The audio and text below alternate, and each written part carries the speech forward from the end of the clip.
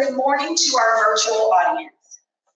My name is Kristen Cook, and I am a member of the Forsyth Chamber's Board of Directors, as well as a member of the Advisory Council for the Chamber's OneForsyth initiative.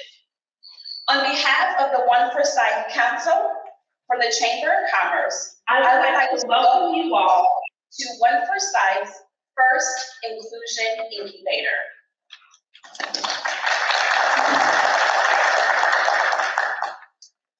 OneForsyth, the Chamber's Diversity and Inclusion Initiative, was first established in 2019 and formally launched last year to position Forsyth County as an inclusive, thriving community for all. We accomplished this by recognizing the various dimensions of diversity within our county, knowing that by embracing them, we amplify our collective voice and leverage our strengths. Before we move into our program, I would like to recognize members of the OneForsyth Council who have been championing this initiative, some since day one. If you are a fellow member of the OneForsyth Council, would you please stand to be recognized?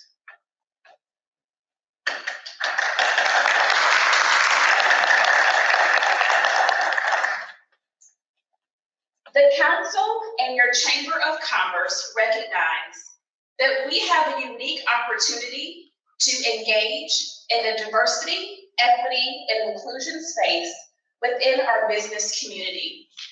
Without employers engaged in a war for talent and struggling to retain the talent they currently have, today's Inclusion Incubator seeks to provide solutions and a new lens to view these challenges through. Today, we will strategize on building equitable and inclusive workplaces where individuals of all identities, backgrounds, and worldviews are welcome and given the opportunity to thrive at work, increase engagement, and work outcomes. Now let me introduce a special guest who is going to help kick off our programming and guide us through the many experiences planned for today. Mr. Kevin Finke, founder and chief experience officer at Experience Willow, a globally recognized experience consulting firm. His passion and work centers on employee and customer experiences, harnessing the power of storytelling to cultivate change. Kevin has worked with some major brands, including Cox, Equifax, NCR, Fox International, and HBO, just to name a few. It's an honor to introduce him today and to have him as our keynote speaker and lead experience designer for today's incubator. Please join me in welcoming Kevin Finke to the stage. Thank you so much, Kristen. I have the pleasure of working with Kristen every day as we try to power more diversity, equity, and inclusion inside Equifax. So it was a pleasure meeting her 2 years ago as we started working in this space. And I'm so excited she invited me to be here today. Thank you to Laura and to OneForsyth also for allowing me the opportunity to come here and talk to you about something I'm extremely passionate about. Notice I did not take the stage when she said I would. I'm a walker as I talk, and given that you have all chosen to sit in the back, I'm going to be walking probably forward to you a lot and backwards and forwards. I want to make this as interactive as we can. I have lots of questions, so I do want some participation. I'll need answers and energy from you, but I want to start by asking you a really important question as we start to really what I call ignite your belonging journey. And I'm going to tell you all about what that means in this proprietary work that we use at my company to drive belonging inside companies like the ones that Kristen mentioned. But the first question for you is raise your hand if you have a posse. We got a few people with a posse. We all have them, don't we?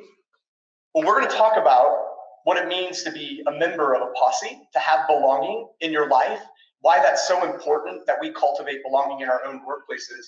But before we do that, It's 9 a.m. I need to wake you guys up a little bit, get your energy going. So we're going to play a game that I call Rock, Paper, Scissors, Posse. Does anyone know this game? Have they ever played it in any of their team buildings at their own company? This gentleman has. Okay. So first of all, first question is, do you know what rock, paper, scissors is? Raise your hand if you've never played rock, paper, scissors. So we know the basics, right? Rock beats scissors, scissors beats paper, paper beats rock. Okay, what we're going to do is I'm going to have you all stand up right now, if you could, please.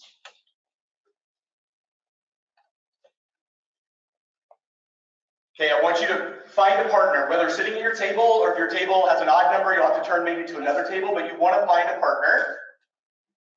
If you don't have a partner, raise your hand. You can play with me. Okay. You're going to win automatically. I'm going to let you know that, but that's okay. So come on, I'm going to use your name is? Caroline from the YMCA. Give her a round of applause. So let me show you how this game's going to work. You're going to face your partner. We're going to do 1, 2, 3 shoot. So it's going to be 1, 2, 3 shoot, right? Okay. Best 2 out of 3. So we'll do that part first, right? Best 2 out of 3. Hold on, guys. Hold on. We're going to show you how this is going to work. Look, they're so anxious to get this started already. Okay, ready? Go. 1, 2, 3. Ready? 1, 2, 3. 1, 2, 3. Best 2 out of 3 goes to Caroline. What Caroline's going to do when she beats me is she's going to invite me to be on her team. I would love to be on your team, and I'm going to stand beside her. Then she's going to find someone else who has won their game, and I'm going to follow her. So let's say she walks up to this other gentleman here, and they're going to, and your job as a member of her team is to cheer her on. I want you to cheer as loud as you can. Cheer her on, call her by name. You are now on Team Caroline, or whatever team yours is. Is that clear? You all paired up? You already are going, so you're going to wait for them to get done, and then you're going to play them, okay? And I'm going to be behind you. So get going. Rock, paper, scissors, posse, go.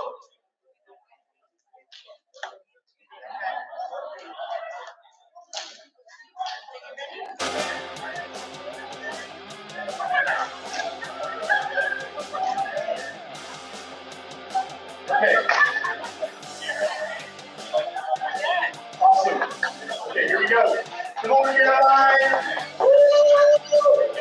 Get her on high. Get her on high. Get her on high. Just there. Over here, like what? You want that in your hand? Yes. Okay, get ready. Go get him. Here we go. Come on, Caroline. Get her on high. Get her on high. Get her on high. Here we go, go Caroline! Woo! Caroline! Woo! Caroline! Go!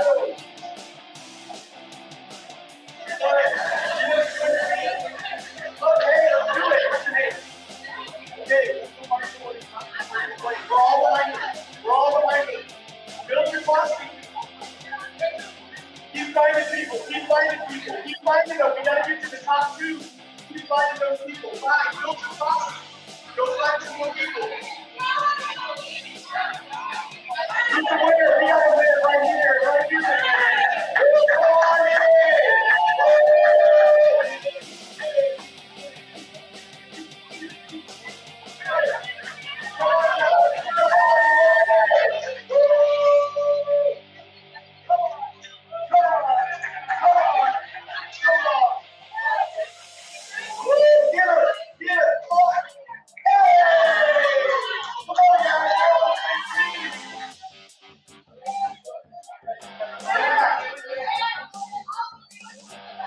Let's go, we're gonna beat them. Here we go, woo!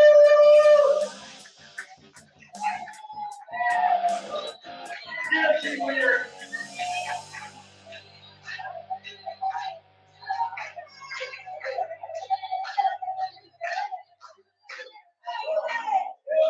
Okay, get in there, right here. Come on, you got it.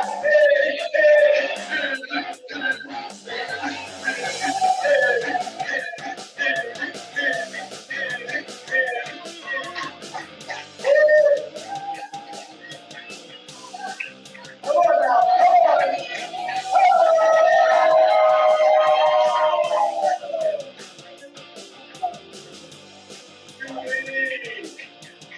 guys, let's take a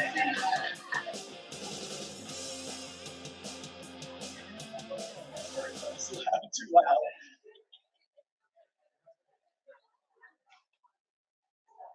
Raise your hand, other than being out of breath. I'm usually out of breath once I do that. Did you feel any sense of belonging in that game? Raise your hand if you felt a sense of belonging. Why did you feel a sense of belonging? Come and go. Say again?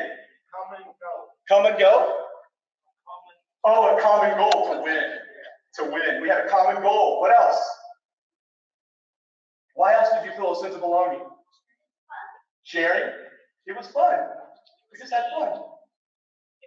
It was a team. Sense of belonging. What do you think?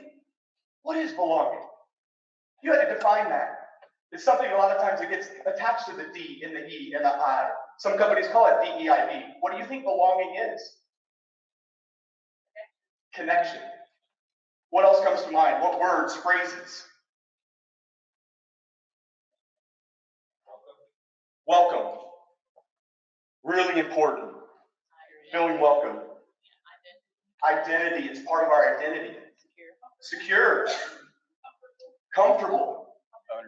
Ownership. Say again? Commonalities. You know, we have a natural human longing to belong.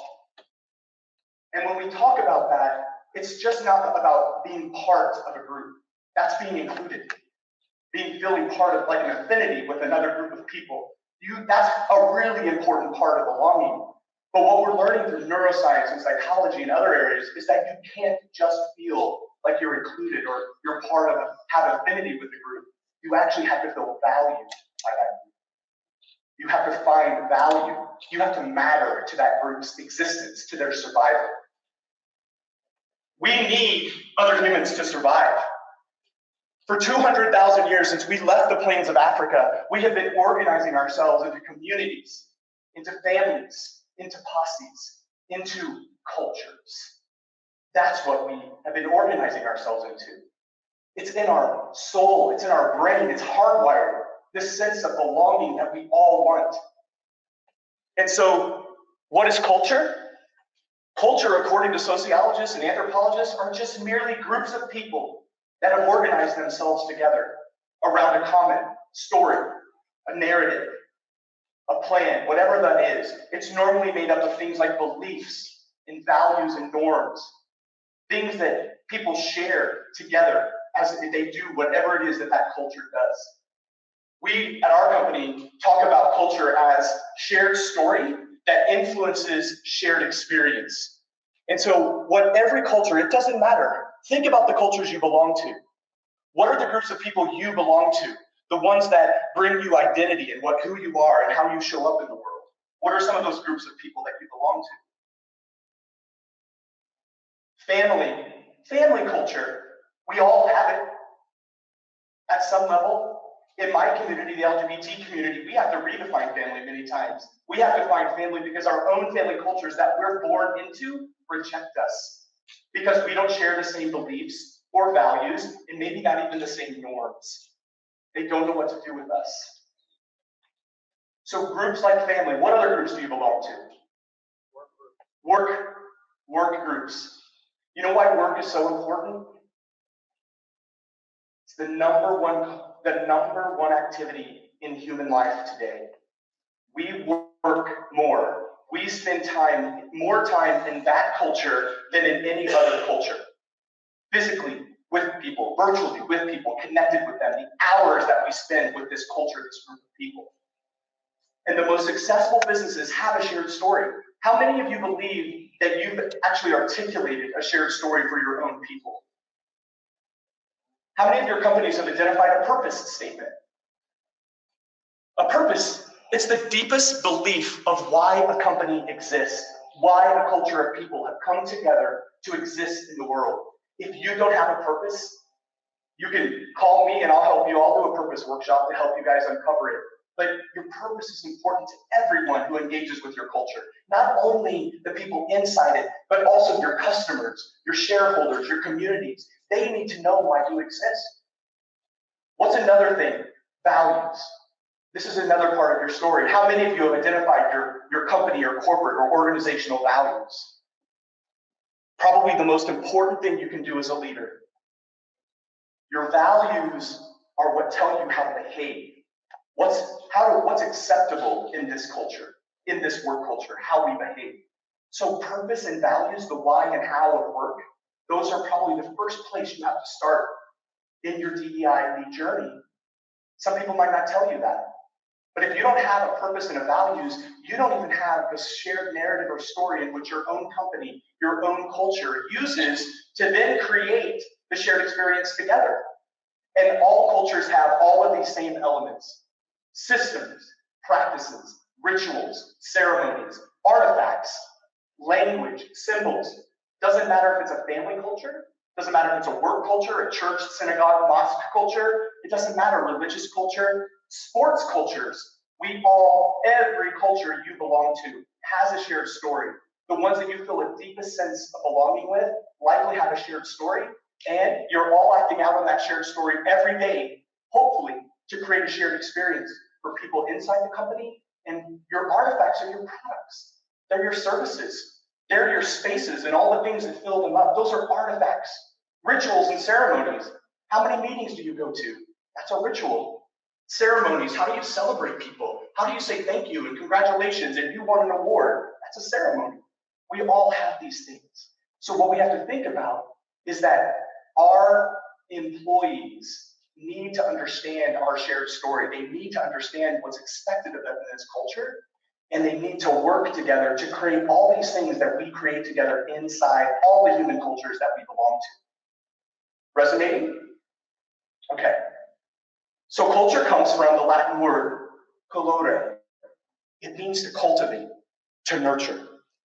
What do you think culture, these groups that we belong to, what do you think that they're cultivating for us as humans?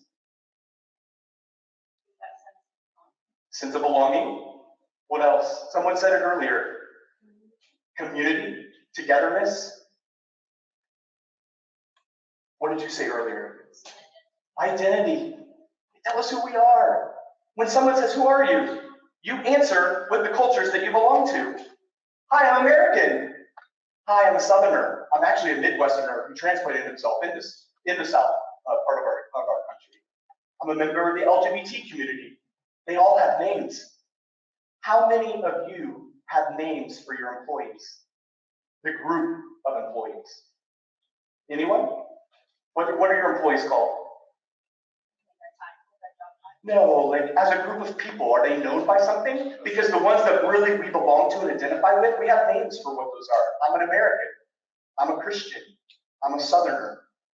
Do you have names for your people? Associates. A lot of people have that name. Associates, employees, team members. But you know the most powerful? They're called cultural feminines. I don't know if they use it very often, but Kristen's company, she's called an Equifaxer. And it means something to be an Equifaxer. Their purpose is to help others live their best lives by living their financial best. They have a set of values. I help them on that shared values rollout. That's the shared story that unites all Equifaxers. I started my career at Disney. Does anyone know what I was called for the first year of my career? Did you say Imagineer? I wanted to be an Imagineer. And I feel like I am an Imagineer. And if I saw Walt today, I would thank you for giving me the Imagineering spirit. We were called cast members. Cast members. On the West Coast, you have Googlers, you have Facebookers, you have tweets. You can identify your cultural feminine. It's probably maybe somewhere already being used. But that is a really strong sense, not just to say, hey, I'm employed by, but to say, no, I am. I am are the two most powerful words in human language. What you put after that is what you believe about yourself, how you identify. And that's the journey we are all on, to figure out who we are, why we matter, so that we can be seen and heard and valued every day. When you cultivate identity and belonging, cultures do that in two ways. They give us a worldview. Kristen said, where you should be accepting of all worldviews. And when you work with global companies, and many of my clients are American companies, but they're servicing the globe, worldview is something that gets in the way a lot of times. We walk around the world and we present, and we're like, you should have an individual purpose. You should do this, you should do that. And it's all about the I. Americans, we are all about the individuality. We live in our American dream. But go to Asia, go to Latin America, their cultures are different. They're born on collectivism. So when you take things to them and you talk about find your individual spirit, that doesn't even connect or resonate many times. They're like, here comes one of those crazy Americans selling us their American dream. So you have to get to know people and their worldviews. Inclusive leaders, inclusive organizations are good at honoring multiple worldviews. They realize that that brings richness into conversation and conflict. That's where great ideas and innovation and things like trust are born. The other thing that cultures give us are where our values land, and that's behavior. So all cultures have an ethos. What's acceptable behavior and what's not. And if you haven't spelled that out for your employees through a set of values and then a set of norms or norm behaviors attached to those values, how do they know how they should engage with each other, your customers, how they should treat one another? It's one of the most important parts of DEI work, to identify the deepest parts of who this culture is, so that they have a worldview, a view about work. Every company I work with has a different view about work. What is work? What isn't work at this company, in this culture? That's a worldview. So if you look at Henry Topple's work from the 70s, he popularized something called social identity theory. And he would tell us that most of the groups that we find belonging in, that influence our identity, are actually ones we are not born into. They're actually the ones that we actively choose to join. Which one do you think work is? Born into work? Choose work. Choose. We choose. It's a choice. And I understand in maybe different socioeconomic areas that maybe they don't have the exact choice that they would love to do. But if you're a desk or a knowledge worker, which many of my corporate clients are, they have a lot of choice. A lot of choice. And in this great time we find ourselves in of resignation and reflection, people are saying, wow, why do I spend all of this time away from my family, reporting into leaders I don't trust, working for companies that I don't even, not even passionate about what we create together? People are reflecting. And that's really important because they're choosing to be here every day. And if you look at his, you look at his wheel that he built some 40 years ago, you can see in the middle, these are many of the things that we are born into. There are conversations today around gender, around physical ability and disability. Those might be a little different than they were in the 70s, but we pretty much are born into our age, our orientation, our ethnicity, our race, our gender. I identify as a 51-year-old gay white male. I promise you, other than my husband, I do not spend time with gay white men in their 50s. I just don't. As much how proud as I am to be an LGBTQ community, I don't have gay friends. I don't. We don't. We don't even have a lot of lesbian friends. That's just not the community where we find our belonging. Our choice is to spend our time in other places with other people. So not everyone who's born into a culture chooses to spend time in that culture. But they are spending time in yours as a choice. And so what we have to realize is that it's not only a choice to join, but this conversation we're having around diversity and equity and inclusion and belonging, we have to realize that at work, our choice is to engage. Our choice is, how do we show up? How do we want to be known? How do we want to behave and act? Those are all choices we make every day. How many of you track employee engagement in your companies? This has been a conversation for a good decade. It's been about how much do they love us? How much do they want to come back every day? How satisfied is their employee experience? I'm actually challenging this work today to say, I actually think belonging is what we should be tracking. Because when you belong and you know you belong, you engage. You engage. You keep buying tickets to the Braves. In my case, the Cardinals, where I grew up. No one's ever been able to persuade me to find belonging in another sports group. Baseball has been the Cardinals. But these groups that we get the most from, love, enjoyment, belonging, these are the ones where we spend time, give them energy, Give them that. Resonating? So how do you create workplaces that people love to come to? That they actually receive love at work from their boss, from their peers. They actually enjoy work. Even if it's hard, because hard work is really enjoyable. Our brains are hardwired. And as neuroscience and psychology have come so far, especially in the last couple of decades, we're now able to plug our brain up to nodes up to our brain. We're able to look at our brain through imaging, scanning. And so they've been doing lots of research on this idea of belonging. And what they found is that when we are, this actual comes from Dr. Steve Robbins. If you don't know him, he's one of my favorite DEI influencers in the world. He's just an amazing human being, and he's a neuroscientist at heart. But he talks a lot about, we think that belonging is inclusion. We think it's just being included, having affinity. But what we also understand is that when they do the research that comes out of, I think it's University of California, it's actually some game playing research, but they watch what happens when people are taken out of the game, when they're in the game, when they're actually valued as a valued member of a team and they're playing. You start to see all different parts of the brain starting to light up. And so what we start to learn is that it's not just about inclusion, but that people need to be valued. Why do you think that is? Why do people need both inclusion and value?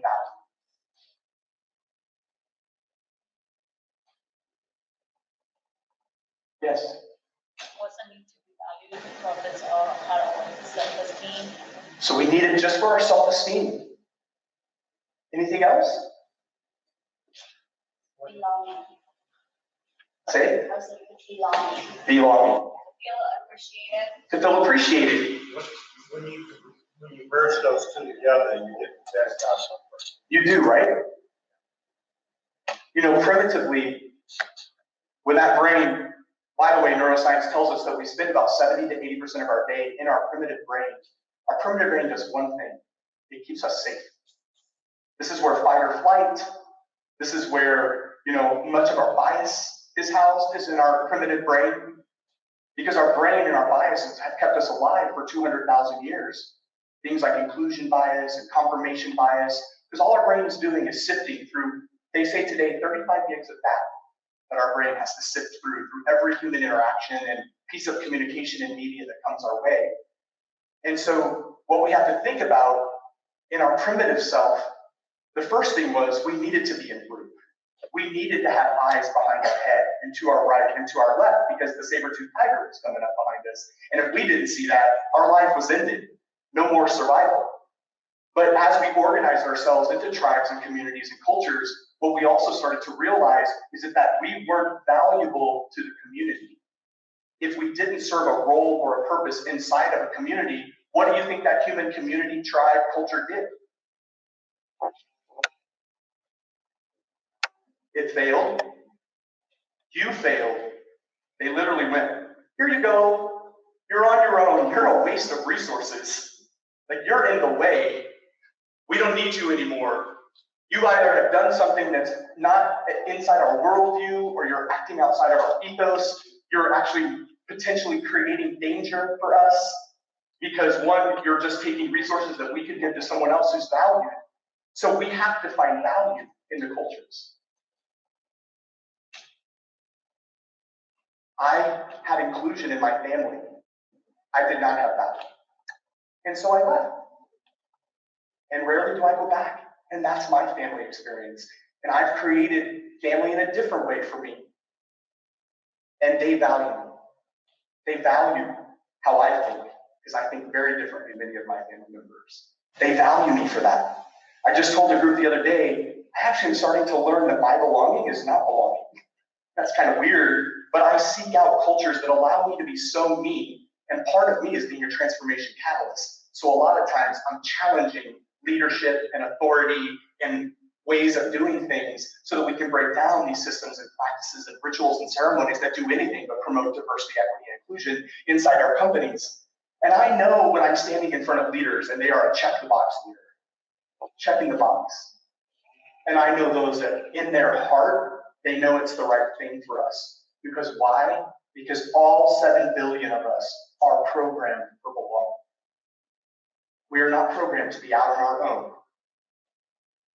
Ever been inside a culture but felt like an outsider? Like I just painted the picture of myself and my family? Ever been there? Please, if you won't mind sharing your story. That's fine. Yes, I've been a chief diversity officer at 2 universities, and I can see how many of us who work in the field sometimes feel excluded by upper administration in their efforts to quote unquote diversify. Yeah. So that's why there's consortiums. So many of us in Pittsburgh went to the Greater Pittsburgh Higher Education Diversity Consortium to seek solace in our group of chief diversity officers trying to do transformation in Western Pennsylvania, which is a predominantly white heterosexist environment. So yes, I know what it's like to be in a culture, but also be an outsider to it. And this is the basis of all of our implicit bias and unconscious bias training, right? Insiders, outsiders. How do you feel to be an outsider in that situation? Well, you know you're an outsider if there's no budget for you. And they're like, if there's no budget, then what value am I serving? As the old saying goes. You have a title, you're here, but by the way, you have no budget. So Yeah, budget. The old saying on multicultural education circles is commitment without funding is fraudulent. And that was common amongst all of us in the Western Pennsylvania region, except for probably 1 or 2 universities. yeah, thank you for sharing your story. Anyone else have a story of being inside a group but feeling like an outsider? Yes, please. I've done it for a long time. Uh-huh. Went to a company, and didn't have the budget for it. And it's really hard to justify your existence when you're not valued. Yeah. So, and that's what you see a lot of employees come along. So you switch careers, focus no longer sales, you go into another area. And so you're included. They said, hey, you're here, but then no value. And then once I got there, it was like, well, Yeah. Yeah. So neuroscience, once again, has shown us that we don't just suffer emotionally. So people will say, hey, being an outsider on the inside, that's frustrating. I get angry, I get sad, I get depressed. Like, we'll talk about our emotions. But what we don't realize is that when we're put in situations to not belong, our physical pain sensors in our brain light. I carry my pain in my shoulders and my middle back. When I'm in a situation where I don't feel centered or focused or included, I feel that. So inside your own companies every day, when leaders and employees are doing anything but reflecting and role modeling inclusive behaviors, because that's what inclusion is. Inclusion are intentional, deliberate behaviors that you give other people, do for other people to give them a sense of belonging. That is inclusion. Deliberate behaviors. That drives belonging. But when those things aren't honored, when people don't feel valued, appreciated, when they don't think they're doing important work, purposeful work, it literally is affecting their brain. Their brain is receiving messages that says, pain. What do you think our brain does? What did I tell you before? It's here to do what? Our primitive brain. Fight or flight, keep us safe. So we spend all of our time in our primitive brain, not in our analytical brain, not in our creative brain, not in the brain of the things that we need from humans that we employ in our cultures. So we actually are worried about, do I write that email? Oh man, is she gonna be nice to me in this meeting? Is he gonna do this? Am I gonna get that role? Oh my God, but if I speak up, if I actually create conflict, which actually should be a positive thing, right? If I actually disagree, I might be on the outside. So we're constantly just talking and judging ourselves and judging how we show up. And that's literally causing us pain.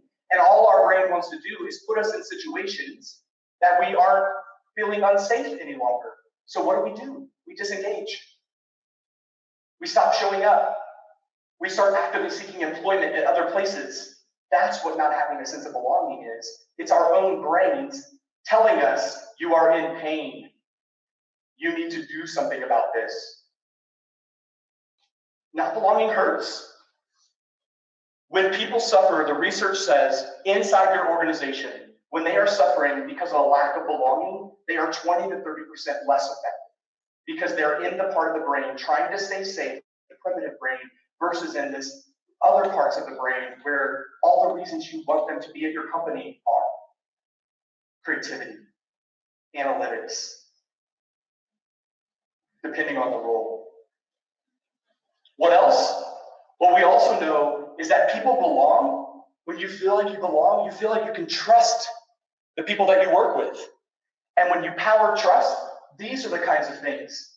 A great study, The Neuroscience of Trust, it was released in 2017 in Harvard Business Review, and it talks about cultures with high levels of psychological safety are cultures with high levels of trust.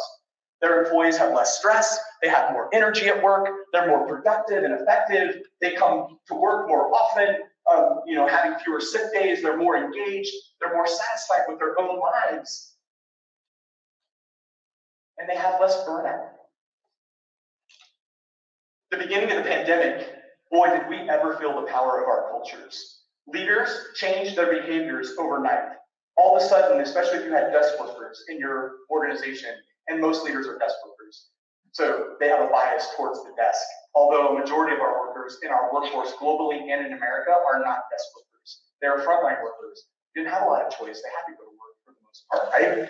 But our leaders started to put their arms around people. They started caring for them, concerned. They started publishing health data and doing all of these things. And guess what happened? Gallup, the leader in employee engagement research, all of a sudden starts seeing huge spikes in America and globally in employee engagement.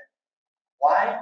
Because they felt a sense of belonging. They were in crisis together. They were all working to change the way in which they wanted to work or had to work. They were taking care of each other and communicating. And whatever happened in that 6 months to 12 months at the beginning of the pandemic was lost the longer the pandemic went on. And today, we now have lower levels of engagement because of burnout, because of stress, because of leadership that changed. They wanted to get back to the old way of doing things. So all of those things that brought belonging and productivity and all those other things started to fade away.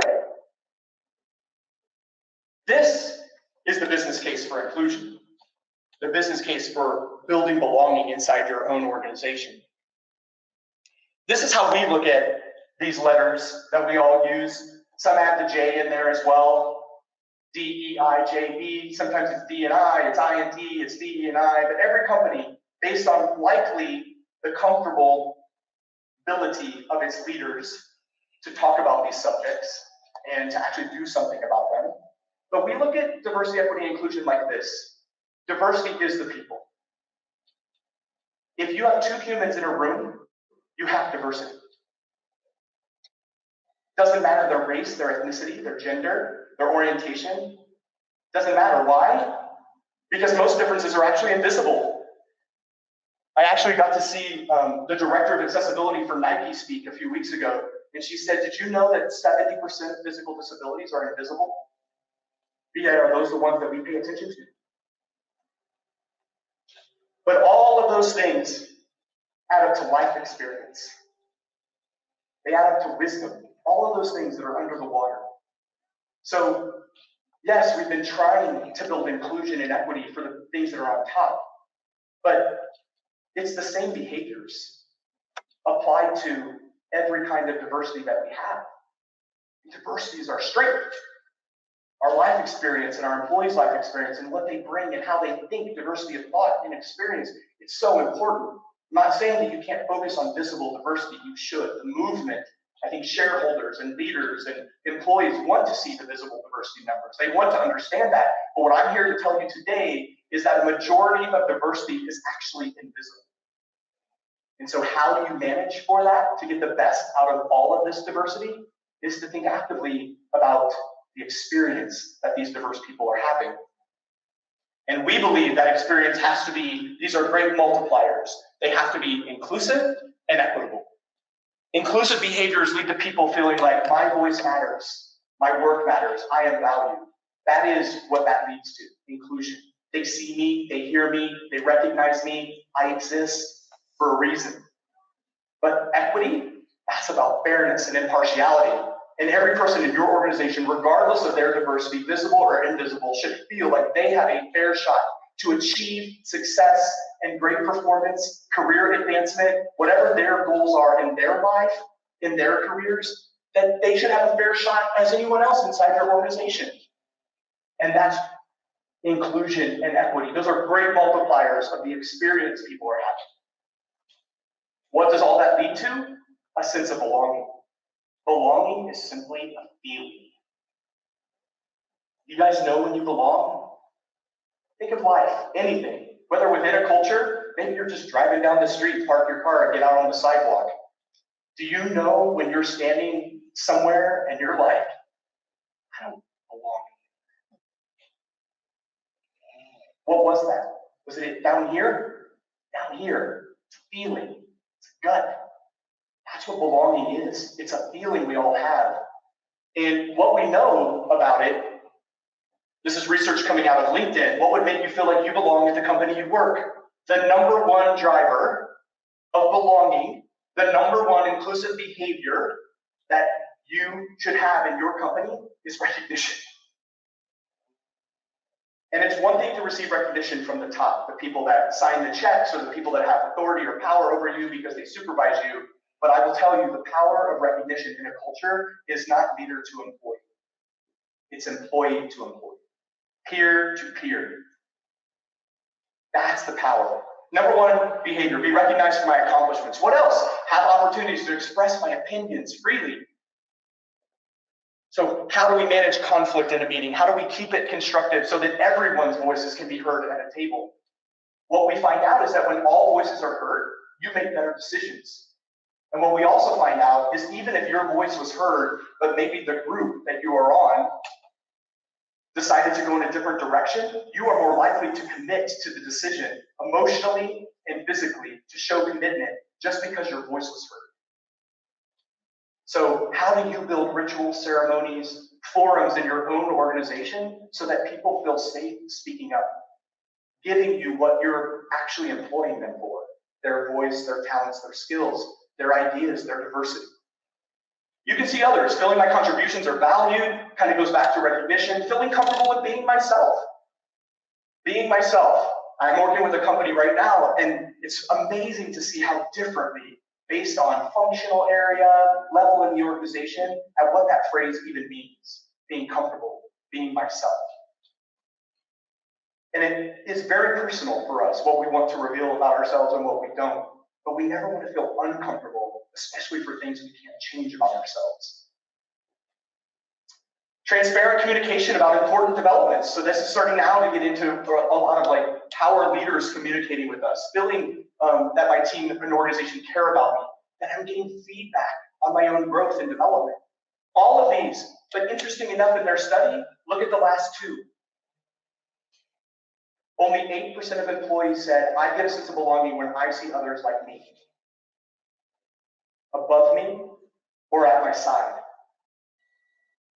Diversity and diverse hiring does not necessarily join or bring belonging. If anything, I was trained by Dr. Roosevelt Thomas in his Diversity Leadership Academy right here, and he stood up in front of us in 2012, right before he passed away, and he said, I'm going to take on the diversity. I helped start this movement inside companies like Coca-Cola. He goes, but we haven't got it right. We've been so focused on bringing visible diversity into our organizations, but we haven't changed any of our systems, our practices, our rituals, our ceremonies. He used different language, but he's like, we haven't created inclusive, equitable environments. We actually need to be focusing on inclusive and equitable environments because the worst thing you can do is bring an African American into your organization and not allow them to be themselves or not allow them to have a fair shot in your organization just because of the color of their skin, because of inclusion and confirmation bias that leaders might have in your organization. So you can focus on diversity, but I'm telling you, the power is in the experience. Diversity is just humanity. We are diverse. What is the experience they're having inside your company? Is it inclusive and is it equitable? So our work is all around the belonging journey. At our heart, we are experienced designers. My background is live events. And from that, I learned about how to create experiences. I started in the consumer world for consumers that would engender them to a brand so that they would join what? The brand culture. I tried to get more people shopping Home Depot, more people using UPS versus FedEx. I was born in consumer culture. But that led me in 2002 to join a company with 9 Latinos. I was the non-Latino, still not a Spanish speaker at all. But we built one of the most powerful multicultural marketing agencies in the world. For years, we were known as the best at what we do. And we connected brands like Coke and Verizon and Sprint and Unilever and Kraft. We connected them into the Hispanic community. That's what we did. And it was there that culture started to just be something I knew that I had a fascination with. But we founded the American Latino Study. We studied what it means to be Latino here in the US. What do they bring from their cultures of origin all around the world? What do they maintain here? But as their children and their families engage in American culture, in non-Latino culture, what are they also bringing into their homes? How is that different? And we started to study what it means to be Latino. And that to me was uncovering the shared story and the shared experience that unites Latinos all over the world. Now I use that. But that's where my love affair started. And as I was doing that work and thinking about the kinds of experiences that Hispanics want to have inside stores like Home Depot, they want to be talked to in Spanish. They want credit applications in both English and Spanish because they don't trust that they're the same. And they'll take those home, especially if they're not bilingual, and give them to someone in their home and say, read this, you know English. All right, does it say the same thing before they even sign that? So as I studied experiences, one of the things we do as experienced designers is think about the journey that people go on. And so I personally believe that we are all on a journey to belong. Every one of the cultures that you identify with, you're on a belonging journey. And if on that belonging journey you experience non-equitable or non-inclusive behavior, you're less likely to stay in those cultures. So our work is centered around what are the dimensions and the feelings of belonging as someone goes on their belonging journey inside your company. But this applies to congregation members of churches. It belongs to, being a fan of the Atlanta Braves. Like, we're all on a belonging journey. And if we don't like the cultures, again, if we don't feel that they're inclusive, equitable, if I'm not relating to them, more likely my journey is going to come to an end and I'm going to continue my journey somewhere else. So the first part of your belonging journey is being invited, feeling invited to join a culture. When members of a culture look at you and say, hey, we heard about you. You're interesting. We want to talk to you. We think you might belong here. You might not say it in those words, but your act of recruitment is an act of invitation. At some point, you are going to invite them into a conversation with your culture. How you invite people matters. Some of the biggest work we're doing right now is so many of our clients grow through merger and acquisition. Acquired employees are never invited into a culture. They are never asked to join. They're just told, you now are this. And by the way, that thing you belong to, that's going away. By the way, all those systems and practices that you as a culture have been working on and all those rituals and ceremonies, we got different ones inside our company. And likely you're not going to influence them. We don't even invite them. Sometimes we don't even help them feel welcomed. That's the second. How do you welcome people into your culture? Not just insiders, but also outsiders. How do you welcome people? That is a dimension and a strong feeling. Just these two. Ever gone anywhere, maybe to a party or somewhere, and not had an invitation? And you walk in the room and you're like, oh, I can tell I wasn't invited. You know? Why? Because you feel it. It's a feeling. I wasn't invited. Worse is not feeling welcome. Not feeling welcome. How many of you have ever had an experience where you got a new job and you showed up and they weren't there, or they didn't have something ready for you, or you didn't get a red carpet rolled out for you and welcomed you in a really big way? Anyone? Yeah? How did that feel? Not great. Didn't feel great. So the act of inviting and welcoming are really important parts of people's belonging journeys. What's interesting is you're not just invited once. Ever join a new team inside a company you've been with for a while? Ever join a project that maybe you haven't worked on and now you're going to work with a group? How did you get invited to that? Who welcomed you onto that team? Got a promotion? Oh, new leadership team. All of these So it's not one act of invitation. It's not one feeling invited. You are constantly in your belonging journey trying to find invitations to both deepen your belonging as you get more and more involved and engaged inside the companies you work for. The next two are really important. We call them giving and receiving. This is a social contract that exists between all companies and their employees. One is, hey, you might not have a written contract, but you basically say, here's your scope of work, here's your scope of responsibility, here's what I need you to accomplish. I need you to do these things. That's what is going to give that person value. It's feeling engaged and contributing to something bigger, right? A bigger whole. That's that part. But what's coming back? What are you getting back? What are you receiving for that? So this give and receive is so important. And the act of receiving normally in a work situation is learning and growth.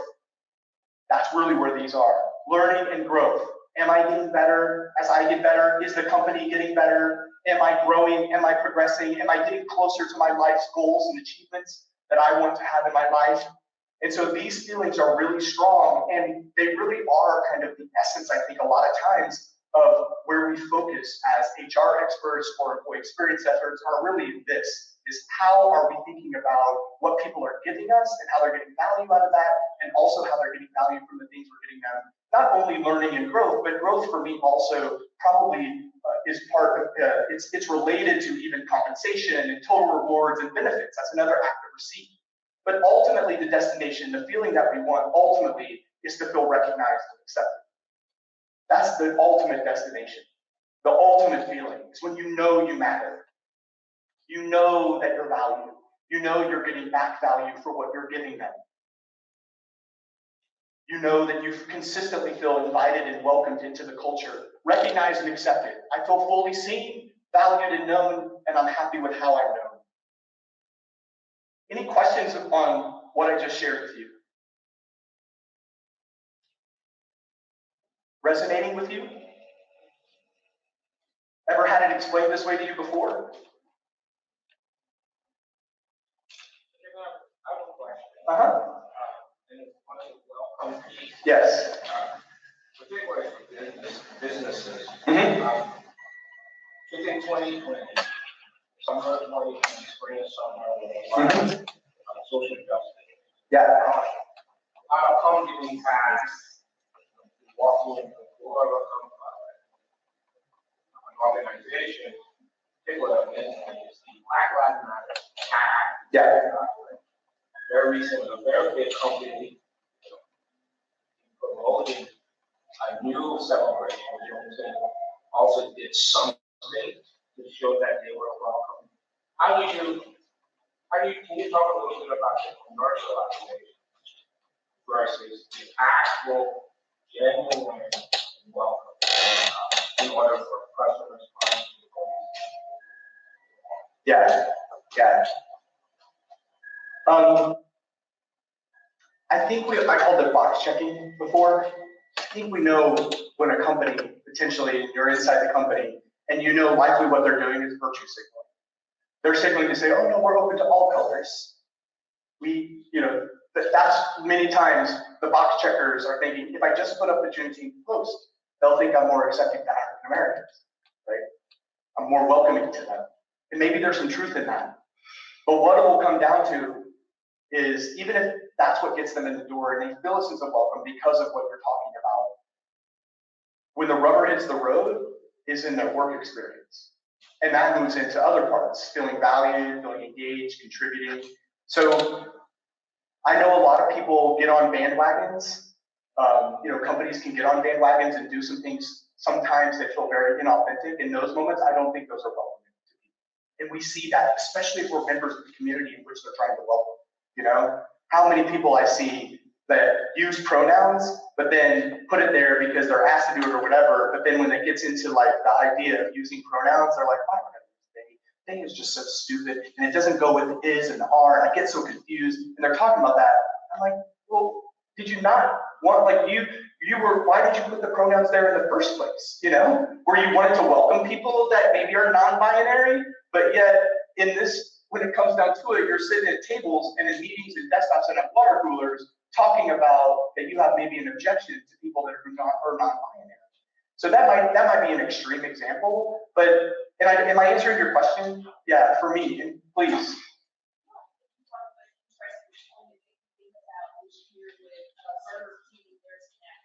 Mm-hmm. Around the water, the top and the bottom. Yeah. I think I'm saying that correctly. And I think it was their effort to kind of invite and welcome those inauthentic, don't have people that are part of the community that are helping to come up with these themes or invitations. And I think that's when it backfired. And I think we all saw very publicly how, I think it was Walmart had the Juneteenth ice cream that was recalled. And there was a lot going on this year. So to Kevin's point, I think for me as a consumer, I look to those brands and go, hey, Ray, let me go on your website and really see how you care. Are you really inviting? Are you publicly making statements outside of Black History Month or Juneteenth or Pride Month? Like, do you really have actions? And do I know people that work for your company, right? That I could actually ask them what's that experience? And then I can look at your leadership team and I can see, okay, great, like you're saying that you have this culture, but if you visually, right, a very homogenous leadership team, I think those are the types of signals that people see and start to question, are you really serious about this inclusion and belonging? Yeah. And for my community, our diversity, unless we're wearing it on our chest through cultural symbols, it's invisible diversity. So at some level, I can't look at a board or at a C-suite and even tell who is LGBTQ plus. That's not that. So for me, it's even more important, with visible diversity, to be authentic in how you show up, right? And to Kristen's point, it's an ecosystem. But a lot of brands, are asking me as a consultant, like, do I speak out in the community on a topic like this? And I'm like, hey, that is an individual mission that you need to go on, and you need to figure that out as a company. But the fact of the matter is that what you're speaking out on is happening inside your own company. Like, that's where you've got to start. Because if you start speaking out on it, but yet people inside your company are like, why are they speaking out on that? Like, they actually don't like us, promote us, give us the same opportunities. That's the worst thing you can do, right? Because they will come right after you for basically not walking the talk.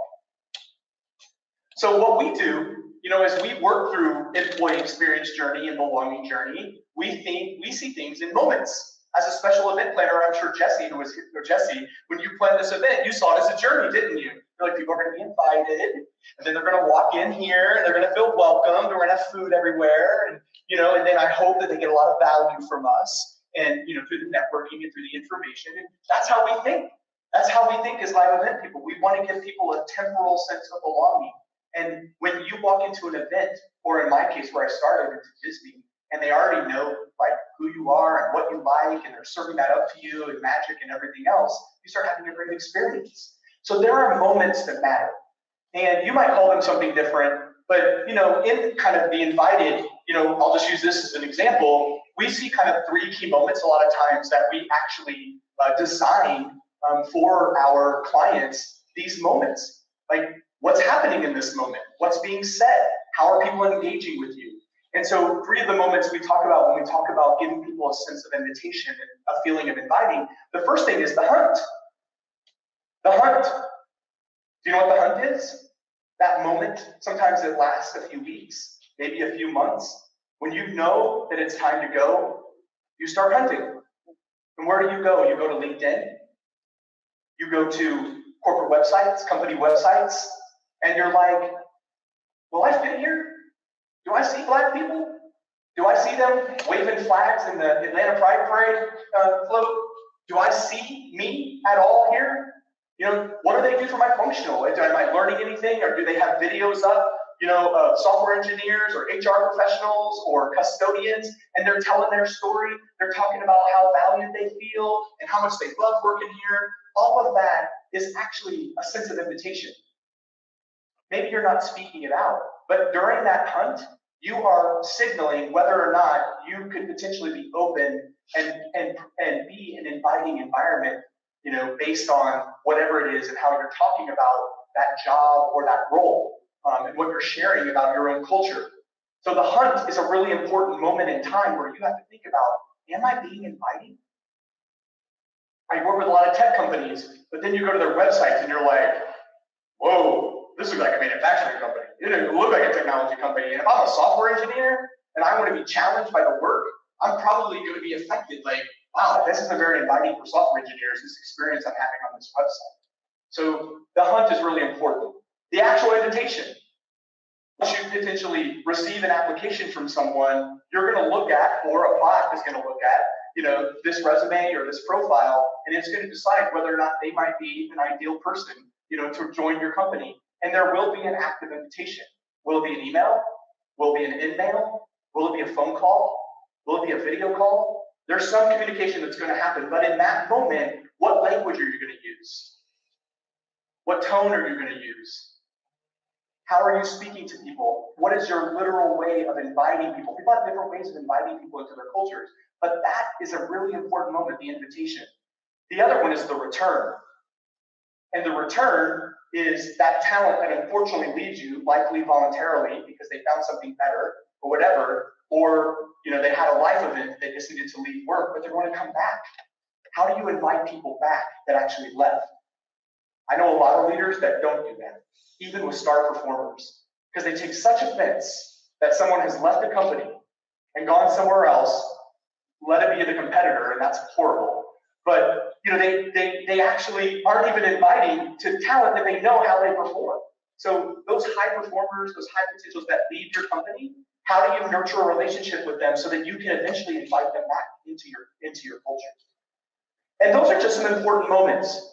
And so what we do is we go back to where I started. You all have shared experiences.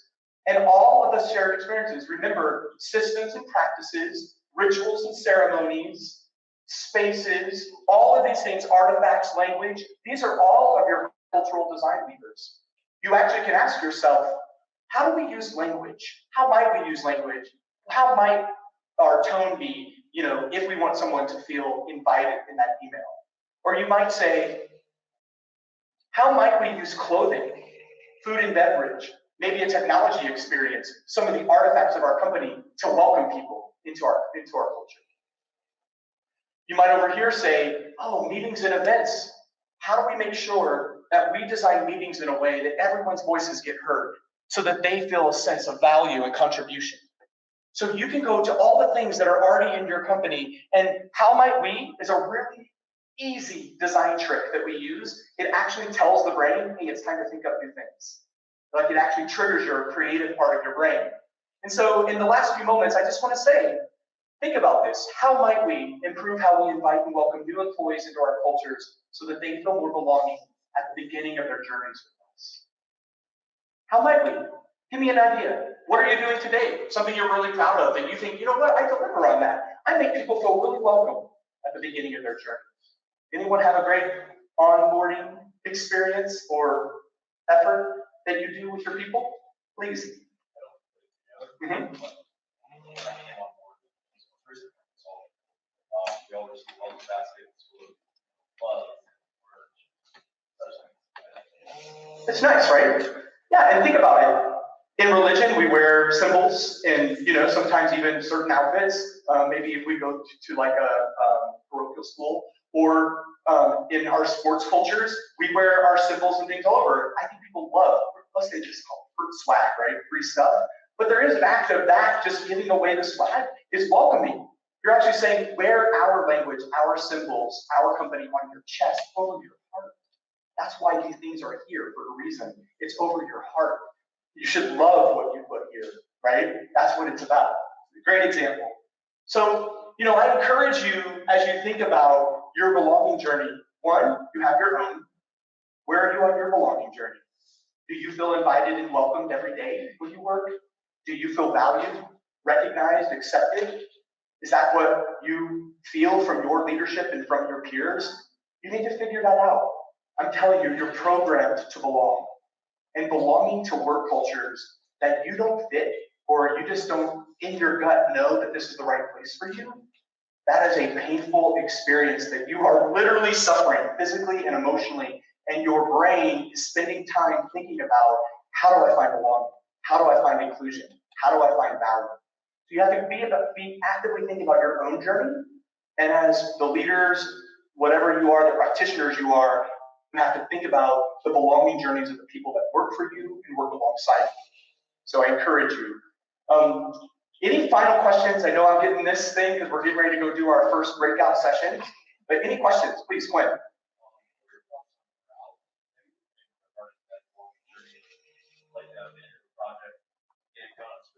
Yeah. Yes, and yes. You know what you're saying?